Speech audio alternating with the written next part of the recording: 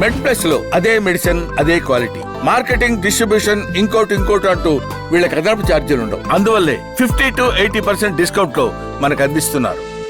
ఒకటి మనం అర్థం చేసుకోవాల్సింది ఏంటంటే cancer is genetic disease. Genetic అంటే అది మన జీన్స్లోనే మన డిఫెక్ట్తో పుడుతున్నాం. సో ఆ జీన్స్ అనేవి మనకి ఎన్విరాన్మెంట్లో ఎక్స్పోజ్ అయ్యే రిస్క్ ఫ్యాక్టర్స్ వల్ల ఆ జీన్స్ అనేవి యాక్టివేట్ అయ్యి మన ఒక్కొక్క స్టేజ్ ఆఫ్ లైఫ్లో క్యాన్సర్ కింద ప్రజెంట్ అయ్యే అవకాశం ఉంటుంది. సో ఇప్పుడు తంబాకు చాలామంది తింటారు కానీ అందరికీ నోటి క్యాన్సర్ రాదే. కానీ ఎందుకు కొంతమందికే వస్తుందంటే అది వాళ్ళ జీన్స్లో ఉన్న డిఫెక్ట్స్ వల్లనే వాళ్ళు ఆ ఎక్స్పోజ్ అయిన దానికి అది తొందరగా యాక్టివేట్ అయ్యి వాళ్ళకి క్యాన్సర్ రావడం. బేసికల్లీ ఎన్విరాన్మెంట్ మొత్తం పొల్యూషనే. మనకు తెలియకుండా వాటర్లో ఆల్రెడీ పొల్యూషన్ ఉంది. మనం తినే ప్రతి దానిలోనూ పొల్యూషన్ ఉంది. వీ డోంట్ నో ఏం కెమికల్స్ కలుపుతున్నామో. అంతెందుకండి మనము అందరూ వాడే పర్ఫ్యూమ్స్ లేదా మన కాస్మెటిక్స్ అంటాం. There was a study. ఎట్లా చేశారంటే వాళ్ళు ఈ కాస్మెటిక్స్ వీటన్నిటిలో వాడే కెమికల్స్ వల్ల మనకి బ్రెస్ట్ క్యాన్సర్ జీన్ ఎక్స్ప్రెషన్ ఎట్లా ఉంది అని. సో ఒక 1 month వాళ్ళని వాడద్దు అన్నారంట కాస్మెటిక్స్. వాడక ముందు జీన్ ఎక్స్ప్రెషన్ ఎట్లా ఉంది, వాడిన తర్వాత జీన్ ఎక్స్ప్రెషన్ ఎలా ఉందని చెక్ చేస్తే there was a 50% decrease in the expression of the gene. So మనం ఎంత లెవెల్ ఆఫ్ కెమికల్స్కి ఎక్స్పోజ్ అవుతున్నామో దానివల్ల క్యాన్సర్ ఎంత రిస్క్ ఎక్కువ ఎక్స్పోజ్ అవుతున్నాం అనేది చూడండి.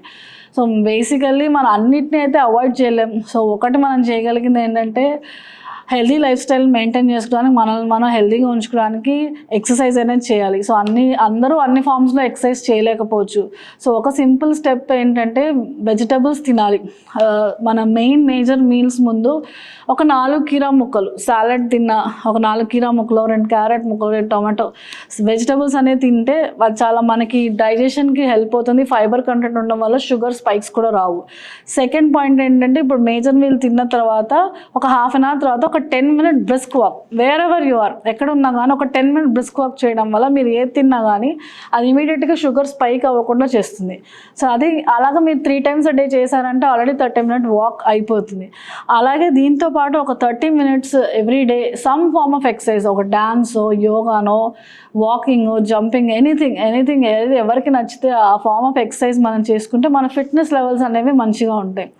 అలాగే అవాయిడ్ ప్రాసెస్డ్ ఫుడ్. సో ఒక ప్రాసెస్డ్ ఫుడ్ అనేది ఎట్లా అంటే అది ప్రాసెస్ అయ్యింది అంటేనే దానిలో ఎన్నో కెమికల్స్ మనకు తెలియకుండానే చాలా కెమికల్స్ యాడ్ చేసి దాన్ని అలా ప్రాసెస్ చేస్తుంది. ఈవెన్ మన రిఫైన్డ్ ఆయిల్స్ వాటిల్లో కూడా చాలా ప్రాసెసింగ్ ఉంటుంది.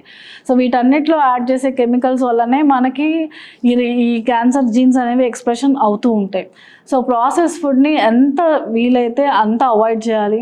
అండ్ బయట ఫుడ్ని మనం అవాయిడ్ చేయలేము, but still if you can reduce the number of బయట తినే ఫుడ్ని తగ్గించుకోగలిగితే కూడా మనం ఒక హెల్తీ లైఫ్ స్టైల్ని మెయింటైన్ చేయగలుగుతాం. అండ్ ఇంకా నోన్ రిస్క్ ఫ్యాక్టర్స్ ఉన్నవైతే మనకు తంబాకు తెలుసు, టొబాకో, ఆల్కహాల్ అయితే మనం అవాయిడ్ చేయగలిగినంత అవాయిడ్ చేస్తేనే మన లైఫ్కి బెటర్ అనేది నా ఉద్దేశం. So no tobacco, no alcohol will give you healthy life. కానీ ఈ రీసెంట్ ఇయర్స్లో నో టొబాకో ఎక్స్పోజర్ ఉన్నా కానీ ఓరల్ క్యావిటీ క్యాన్సర్ రావడం ఇవన్నీ కూడా గమనించడం అవుతుంది. సో అందుకనే మనకు తెలియకుండానే ఇంకా కెమికల్స్ మనం ఆల్రెడీ ఎందులోనో ఎక్స్పోజర్ అనేది మనకు తెలియకుండా ఉంది.